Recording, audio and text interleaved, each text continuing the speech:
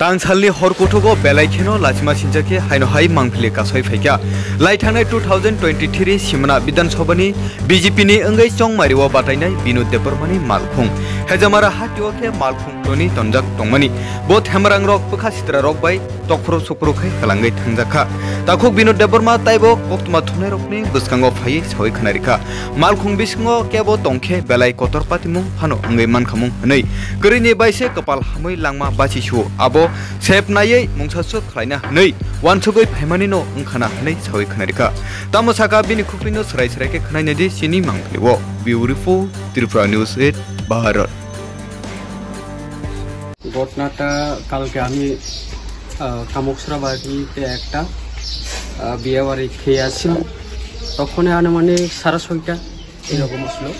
কিন্তু আমার বাড়িতে অতীত ছিল কালকে গতকালকে তাইনে থাকছিল 11:30 পর্যন্ত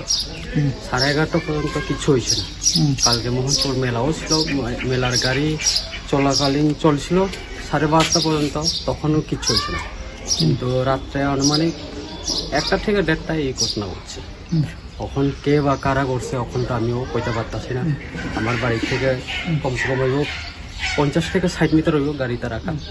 কখন জানি না কে করছে পুলিশ প্রশাসনকে কওয়া হয়েছে হ্যাঁ কওয়া হয়েছে কি মনে হয় আপনাদের কি কারণে আপনার উপর এই গাড়িটাতে আক্রমণ হতে পারে বা এখন তো আমি কইতে পারতাছি না কেন কি কারণে মানুষ হইতে পারে এত 14 মাস ধরে আমি এখানে থাকতেছি এই বাজারে হেজামারা বাজারে 14 মাস পরেও কিছু হইছে না কিন্তু কালকে হঠাৎ করে কি হলো এটা আমি বলতে পারছি না আপনার কি কোনো আভাস ছিল যে এই ধরনের কোনো কিছু হতে পারে আপনি এখানে 14 মাস যাবত বসবাস করছেন না কেন কি সবার সঙ্গে আমার কোনো দুর্ব্যবহার ছিল না সবার সঙ্গে আমি চলি দোকানদার সঙ্গেও সবাই সঙ্গে চলি যারা এখানে ব্যবসায়ী তার সঙ্গেও ভালো সম্পর্ক কিন্তু এরকম ঘটনা ঘটতে পারে আমিও নিজে জানি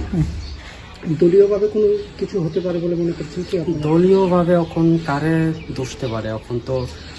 যেমন আইপিএফটি তো আমার শরিক দল এবং ত্রিপুরা মোঠা তারাও তো আমার শরিক দল কিন্তু 1-1.5 বছর বা 2 বছর